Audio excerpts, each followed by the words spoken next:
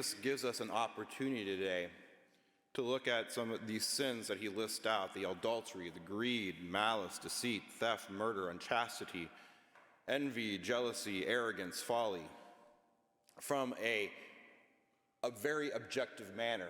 Because on their own, we would all agree here that those are all definitely sins. But we know in our own personal lives that we can give some subjectivity to these sins every now and then, to make them okay. Like it's okay if I have these thoughts every once in a while. It's okay if I take a little bit from off the top here for my own well-being. We can make excuses for these sins. We're very good at it too, because it all goes back to that first reading where God tells us not to eat from the tree from eating from the fruit of the tree. Because it's that temptation to make ourselves like God. And we always have that within us. That idea that we know better than God, or we know our plans better than God does.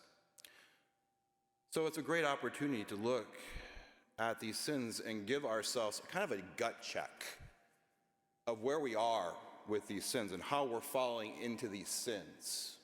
And especially, it's a good way to prepare our hearts for, in a couple weeks, we'll be celebrating Lent, and kind of gives you a good focus, a good pace to look at, to where your lies, where your heart is on these matters, and to start working within your hearts to cleanse those.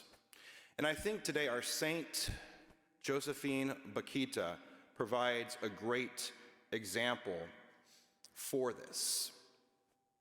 And I'll give you a little bit of backstory on her. She was born into a wealthy tribal family in Sudan around 1869. And she lived a life of prosperity until about the age of 8, when Arab slave traders kidnapped her. And over the course of 12 years, she would found herself bought, sold, and given away repeatedly. And the psychological trauma caused her to forget her own name.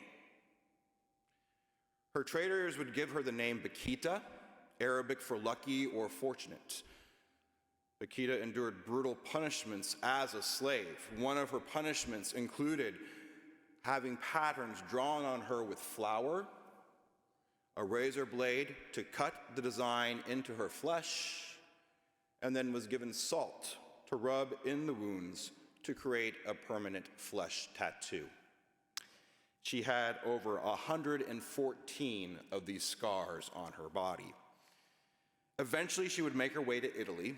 The family who bought her had business dealings to attend to her and left her in the care of the Canossian sisters in Venice. Here, Josephine would come to know Christ, and when the family returned, Bakhita refused to leave the convent.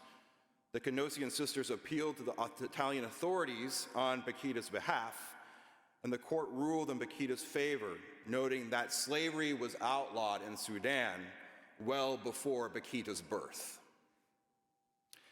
On January 9th, 1890, Bakhita was received into their church, receiving her Christian name Josephine Margaret. She was finally free. 3 years later, Josephine became a novice, and then later a professed sister. Here she served the convent as a cook and porter. She traveled to other convents telling her story and helping sisters preparing for her missionary work in Africa. She would serve this order until her death in 1947. And you see, Josephine has every right to be angry and to hold a grudge, to let the sins of envy, the sins of jealousy, just to dwell in her heart, and she could just hold on to that for the rest of her life and just be angry and bitter at what the world has done to her. However, when St. Josephine would talk about her time in slavery, she always wanted to thank her captors. Her reason: because if she'd never been kidnapped and sold into slavery, she never would have come to know God. She says, if I were to meet those who kidnapped me, and even those who tortured me, I would kneel and kiss their hands. For if these things had not happened, I would not have been a Christian and a religious today. Today, Christ calls us to look upon our hearts, in our own hearts, and see where they fall and what sins we need to be healed from. And here at this altar, we have this great opportunity at the moment of the Eucharist to ask for Christ to heal those things within our hearts so they can be purified and made holy so that we are prepared to enter into his heavenly kingdom. Thank you for joining us for the celebration of the Mass today. It's a blessing that you are with us. Every broadcast of this liturgy goes out to hundreds of people and hundreds of people all over the world. It's been an enormous blessing.